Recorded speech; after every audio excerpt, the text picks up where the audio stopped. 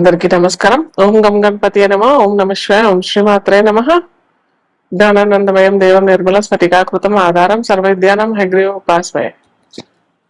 So ఈసారి వెరైటీగా మనము ప్రతిసారి చంద్రుడు, కుజుడు, శుక్రుడు, గురు సంచారం, శని సంచారం ఇవే చేస్తూ ఉన్నాం కదా. కుజ శని సంచారం ఇవన్నీ బాగా ఎక్కువ చేసాం కదా.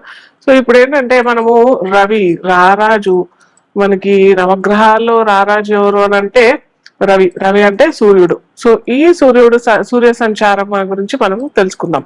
సో ఇప్పుడు ఏంటంటే రవి సంచారం మనకి కర్కాటక రాశిలో జూలై 16వ తారీఖున జరుగుతుంది అనమాట.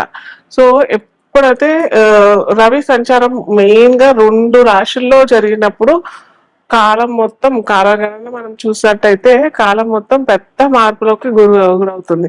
ఒకటి మకర రాశి సంచారం, అంటే మకర సంక్రమణం ఎప్పుడైతే రవి జరుగుతాడో అప్పుడు మనకి వేసవి అంటారు చలి తాపం తగ్గి వేసవికి వెళ్తూ ఉంటాం అనమాట. అప్పుడు స్టార్ట్ అవుతుంది. అది స్టార్టింగ్ పాయింట్ మనకి మకర రాశిలో రవి సంచారం జరిగినప్పుడు మనం మకర సంక్రాంతి అని కూడా అంటాం మనము. సో అక్కడ పంటలు కోయటం, కొత్తగా మనం సంక్రాంతి చేసుకోవటము, కొత్త పంట వచ్చిన సందర్భంగా అందరికి పంచడము ఆ పంటని, అలాగే దైవ సమర్పణ చేయటం, తర్వాత మనం కూడా అందరం సెలబ్రేట్ చేసుకోవడము సంక్రాంతికి మూల కారణం అవుతుంది. సో అది తర్వాత మనకి అప్పటి నుంచి ఏమవుతుందంటే రవి ఎప్పుడైతే మకర రాశిలో సంక్రమణం జరిగినప్పుడు మనకి కాలాన్ని చూసినట్టయితే కూడా చెప్పాం కదా, చలికాలం నుంచి మెల్లిగా వేసవి తాపానికి గురయ్యే టైం, అంటే భూమి గురయ్యే టైం స్టార్ట్ అవుతుంది. ఎలా అంటే అప్పుడు ఏంటంటే రవికి భూమికి రవికి డిస్టెన్స్ మనం చూసినట్టయితే దగ్గరగా వచ్చేస్తాడు అనమాట. అంటే రవి ఏదో దగ్గరికి రావడం కాదు, ఇక్కడ మనము భూమి సంచరిస్తూ ఉంటది కదా, భూమి తిరుగుతూ ఉంటది భూగా ఆకర్షణ శక్తి వల్ల ఏమవుతుంది అనమాట, భూమి దగ్గరగా రవికి దగ్గరగా అంటే సూర్యుడికి దగ్గరగా రావడం మూలంగా మనకి ఈ తాపం పెరిగిపోవడం, వేసవి రావటం, ఇవన్నీ మనము మకర సంక్రమణం రవి చెందినప్పుడు మనకి ఇవన్నీ మనము ఎక్స్పీరియన్స్ అవుతాం.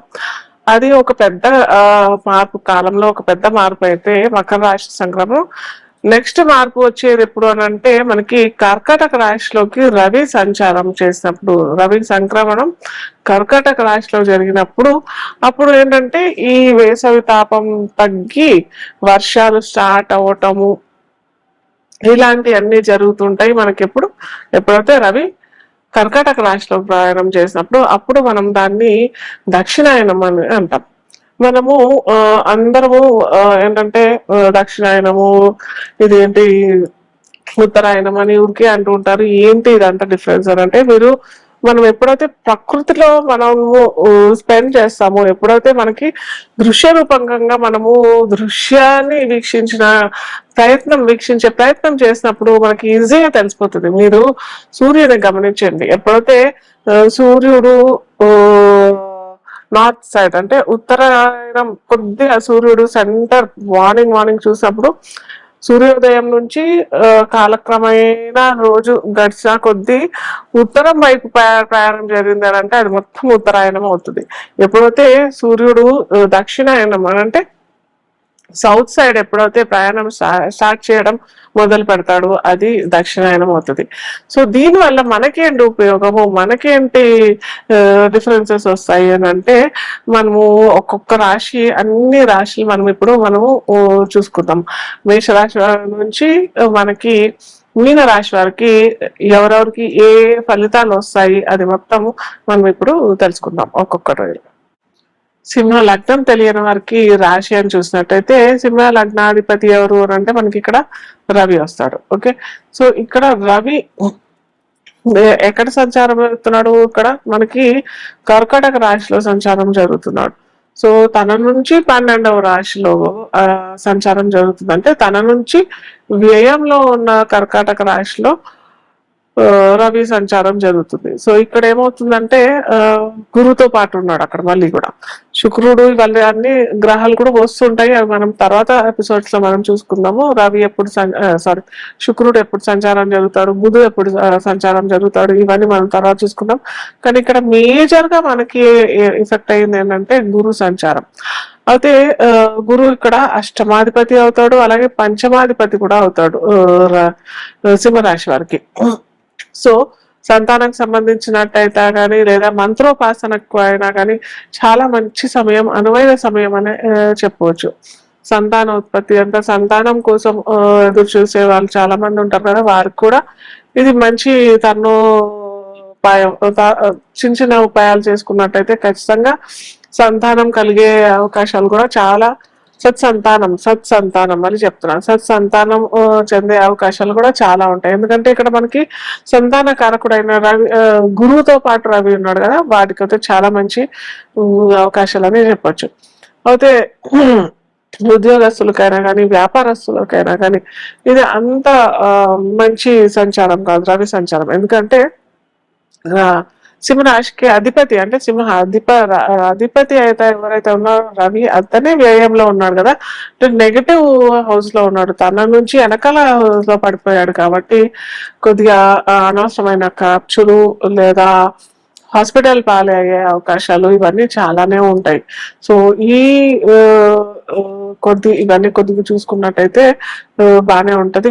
మిగతా అన్ని రంగాల వరకు అయితే ఓకే పర్లేదు బాగానే ఉంది అని చెప్పచ్చు, ఎందుకంటే గురువుతో పాటు ఉన్నాడు కాబట్టి. ఇంకోటి బాగా ముఖ్యంగా మనం గమనించవలసిన విషయం ఏంటంటే గురువు ఇక్కడ అష్టమాధిపతి కూడా అవుతాడు. అష్టమాధిపత్యం ఉన్న గురువుతో పాటు రవి ఉన్నాడు కాబట్టి సడన్ గా యాక్సిడెంట్స్, సడన్ గా ఏమన్నా ఇన్సిడెంట్స్ అయ్యే అవకాశాలు చాలా ఉంటాయి. కాబట్టి అటు దత్తాత్రేయ స్వామి గురించి అలాగే సూర్య నమస్కారాలు ఈ రెండు గనక పారాయణం చేసినట్టయితే లేదా సూర్యోపాసన చేసినట్టయితే మటుకు చక్కటి ఫలితాలు అయితే వస్తాయి. ఇది సింహరాశి గురించి. మకర లగ్నం చూసినట్టయితే ఇక్కడ లగ్నం తెలియని వారికి రాశి అనుకున్నట్టయితే మకర లగ్నానికి అధిపతి ఎవరు అని అనుకుంటే ఇక్కడ శనీశ్వరుడు కి మకర లగ్నానికి శనీశ్వరుడు అధిపతి. శనీశ్వరుడు తృతీయంలో ఉన్నాడు, అని మీన రాశిలో ఉన్నాడు. మనము ఇక్కడ రవి సంచారం చూసినట్టయితే వీరికి సప్తమంలో రవి సంచారం జరుగుతుంది అనమాట. అది కూడా ఎవరితో పాటు కలిసి ఉన్నాడు ఇక్కడ రవి, మనకి గురువు. అంటే గురువు ఈ మకర లగ్నం వారికి వ్యయాధిపతి అలా తృతీయ అధిపతి అవుతాడు. అతను వచ్చి ఇక్కడ మనకి కర్కాటకంలో కూర్చోవడం, అలాగే అష్టమాధిపతి అవుతాడు. అష్టమాధిపతి అయిన రవి ఇక్కడ కర్కాటకంలో కూర్చున్నాడు కాబట్టి కొద్దిగా అండి చాలానే ఇబ్బంది. ఎందుకంటే అష్టమం ఇంతకుముందే చెప్పుకున్నాం కదా, ఇంతకుముందు వేరే రాశి వాళ్ళకి ఎప్పుడైతే అష్టమానికి షష్టానికి కనెక్షన్ లేదా వ్యయానికి కనెక్షన్ వచ్చినట్టయితే విపరీతమైన ఖర్చులు లేదా అనారోగ్య సమస్యలు లేదా సడన్ గా. సో ఈ విధంగా చూసుకున్నట్టయితే మనకి ఇక్కడ అష్టమాధిపత్యము వచ్చేస్తుంది మనకి ఇక్కడ సప్తమానికి, అలాగే తృతీయ వ్యయాధిపతి అయిన గురువుతో పాటు కలిసినట్టుగా ఉంటుంది. కాబట్టి ఇది అంతా మంచి ఫలితాలు అవుతాయి ఖచ్చితంగా ఇవ్వడు. ఫస్ట్లే అష్టమాధిపతి సప్తమంలోకి వచ్చినప్పుడు ఖచ్చితంగా పార్ట్నర్షిప్ లో అయినా కొద్దిగా విభేదాలు రావటము, సంసార జీవితంలో కూడా విభేదాలు రావటము, చిన్న చిన్న కలహాలు రావటము, ఆ కలహాలు కొద్దిగా వాళ్ళ జాతక రీత్యా చూసినట్టయితే అక్కడ కూడా సరిగ్గా లేదు, అంతర్దశలు సరిగ్గా లేదు అన్నప్పుడు ఇది బాగా ఎలివేట్ అయిపోతుంది కదా. సో అక్కడ చాలా పెద్ద విభేదాలు వచ్చే అవకాశాలు చాలా ఉంటాయి. దాంతో పాటు అనారోగ్య సమస్యలకు గురయ్యే అవకాశాలు కూడా చాలానే ఉంటాయి. సో ఇవన్నీ దృష్టిలో పెట్టుకున్నట్టు మనం చూసినట్టయితే మకర లగ్నం లేదా లగ్నం తెలియని వారికి రాశి అన్నట్టయితే ఖచ్చితంగా అంత పెద్ద రిజల్ట్స్, అంత పెద్ద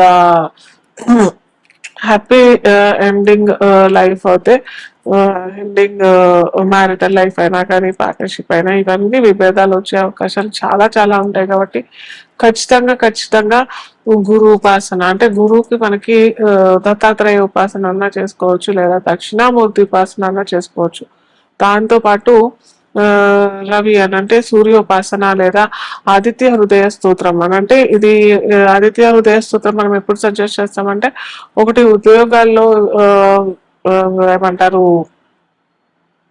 ఇబ్బందులు వచ్చినప్పుడు లేదా ఉద్యోగ సమస్యలు లేదా పదవి ఉన్నత పదవిలోకి ఆటంకాలు వస్తున్నప్పుడు మనకి ఆదిత్య హృదయ స్తోత్రం చేసుకున్నట్టయితే చక్కటి చక్కటి ఫలితాలు అయితే వస్తాయి. ఇది మనకు మకర రాశి ఫలితాలు రవి సంచారం వల్ల.